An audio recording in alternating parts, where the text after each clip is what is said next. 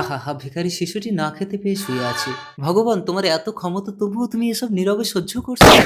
সন্ন্যাসী, আমি তোমাকে 3টি বর দেওয়ার ক্ষমতা দিলাম, তুমি মানুষের মঙ্গল করে দেখাও।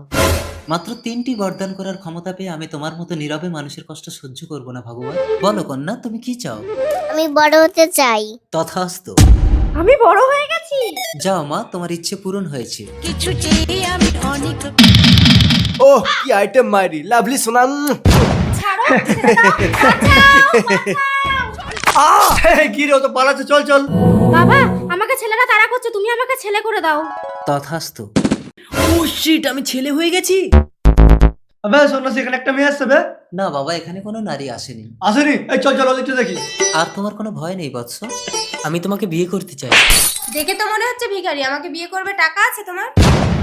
কোন হবে ম্যাডামের কাছে আমরা পাত্তা পাই না, তুই ডাইরেক্ট এসে প্রপোজ। তোদেরকে আমি চ্যালেঞ্জ করলাম, ওই ম্যাডামকেই আমি বিয়ে করে দেখাবো। চ্যালেঞ্জ। বাবা, একটা মেয়ে আমাকে গরিব বলে অপমান করেছে। আমার শেষ বরদান দিয়ে আমি তোমাকে ধনী করে দিলাম। তথাস্তু। ও শিট, এত টাকা!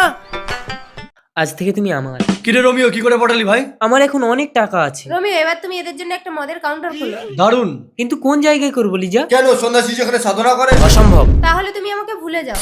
দাঁড়াও লিজা, আমি যাচ্ছি। এই সন্ন্যাসী, এই জায়গা ছাড়, এখানে আমি মদের কাউন্টার করবো।